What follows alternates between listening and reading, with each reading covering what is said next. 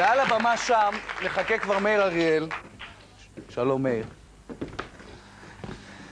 באתי הנה כי מתוך סקרנות. אתה הוצאת תקליט שנקרא רישומי פחם. כן. לפני מעט מאוד זמן. איזשהו זמן. איזשהו זמן לא ארוך. וממש הסתרת אותו. כן. לא הלכת לטלוויזיה, לא הלכת לרדיו לתת רעיון חושפני. אלא אמרת, כאילו אמרת, אני מוציא תקליט שיש עליו איפול. נכון. אבל אז למה מוציאים תקליט? טוב, זה אתה צודק. זה כאילו תקליט שאומר, אתם יודעים מה, אל תשמעו אותי, יותר טוב שלא תשמעו אותי. אבל אני הייתי חייב להוציא אותו, כי הוא נכנס בי, הוא פשוט רבץ לי בבטן כמה זמן, כמה שנים, וניסיתי לא להוציא אותו. השתדלתי מאוד לא להוציא אותו, אבל בסוף הוא כל כך העיק עליי שהוצאתי אותו, וזהו. אבל בסדר, הוצאתי, זה לא אומר שמוכרחים לשמוע אותו גם.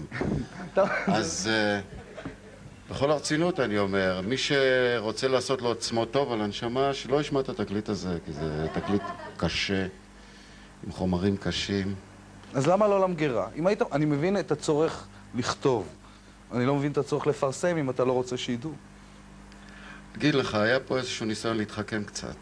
זה כאילו תקליט שאומר, תראה, יש גדר של צברים קוצניים בדרך אליי, ואחרי שאתה עובר את הגדר קוצים האלה, אז יש גם טייל קוצני ושדה מוקשים קטן, ואיזשהו, כמו שרצת קודם להביא את הקולה, יש עוד כמה כאלה בדרך, אבל בלי הרכיפה התענוגית הזאת, רק קשיים וקשיים וקשיים. אם כבר הגעת ומצאת אותו, התקליט אומר, אוקיי, מצאת אותי? אז יאללה, אז בבקשה, אז תשמע, זה מצב שיש לך ראש לקלוט אותי.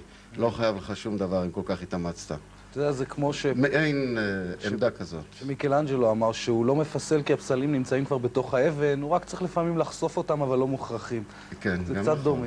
לא מוכרחים, קצת. הלוואי, מיקלאנג'לו, לא רע בכלל. אז בוא... סחטיין על ההשפעה. בוא נשמע בכל זאת, למרות שעד עכשיו הסתרנו, את תקליט המחבוא של מאיר אריאל. כן, זה גם ינסה להוכיח למה אני מסתיר את זה. בוא נראה אם הוא מסתיר בצדק או לא מסתיר בצדק. מאיר אריאל, גבירותיו ורבותיו. אם כן, בתור צאצא של עבדי דלתת הנילוס, ארץ גושן למי שמתלבט, אני מקנא לפעמים בצאצא של עבדי דלתת המיסיסיפי, כושים למי שמתלבט, שהם, יש להם סגנון לשירי המצוקה שלהם וגם שם יפה. הם קוראים לזה בלוז.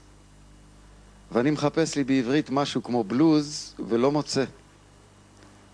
אז באופן אקדמי קצת, כמו שהרבה דברים לפעמים עושים, אני ניגש לזה ותוקף את השורש כסוח, קוף סמכת, שנשמע כמו משהו שיכול לגרד איזה נרב מהעצבים, וקורא לסגנון הזה קוסוכטו. אבל מה? זה קצת מחוספס בשביל שם, צריך משהו שמתחלק כמו בלוז, אז הורדתי את הקוף, ויש לי סאוכטו, שזה שם. וגם תירוץ יש לי באופן אקדמי שאומר ששירי הסאוכטו אלו הם שירים שהשומע אותם מסנן חרש סאוכטו תוך כדי שמיעת השירים. ומכל הדוגמאות יש לי רק אחת שנקראת סאוכטו אפס 3.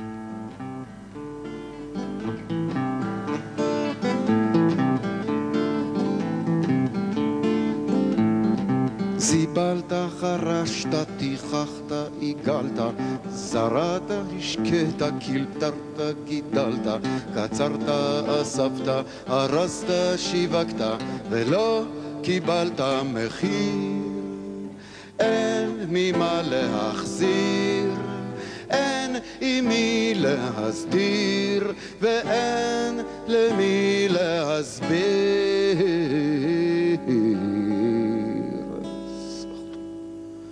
רק אל תלך הביתה באמצע היום, אל תיקח את האקדח ואל תמצא מקום, אל תעשה רושם נורא והיום, אל תלכלך כל כך ותיעלם פתאום, שינקו אחריך אלמנה ויתום.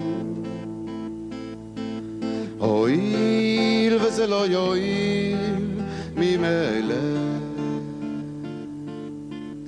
נסה לחשוב על מישהו ברגעים האלה.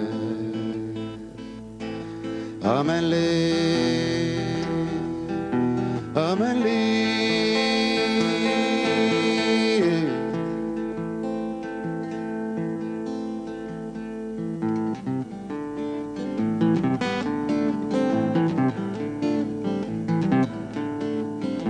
הבטיחו לשלוח, התחילו למרוח, היית נינוח, הוסיפו למתוח, ניסית לשכוח, הוספת לבטוח, ולא עמדו במילה.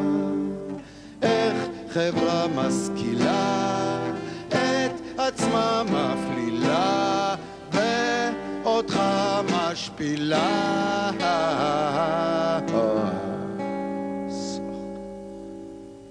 רק אל תחזור הביתה עמום וקודר, אל תפגוש את האישה כעוס ומחרחר, אל תצעק עליה פוגע ודוקר, אל תקיע לאמיץ של מישהו אחר, ואל תרביץ לה עד שתיפול ותישבר. הואיל וזה לא יועיל ממילא, נעשה גם לרחם על כמה משכילים מאלה. אמן לי, אמן לי.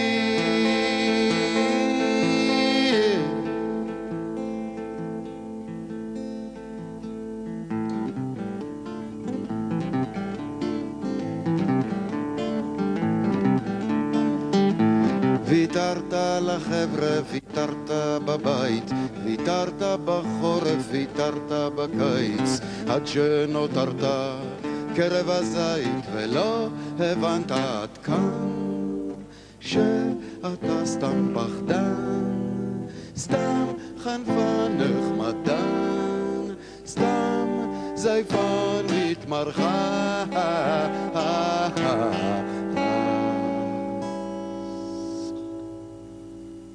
רק אל תחזור הביתה כבד ושיכור, אל תתחיל לחתוך, לזרוק, לקרוע ולשבור, אל תכה את הילדים על מי אתה גיבור, אל תשחית מקום אליו תרצה לחזור, ואל תוסיף דברים שלא תרצה לזכור. הואיל וזה לא יועיל ממילא, נעשה גם לוותר על כמה ממרחים מאלה. אמן לי, אמן לי.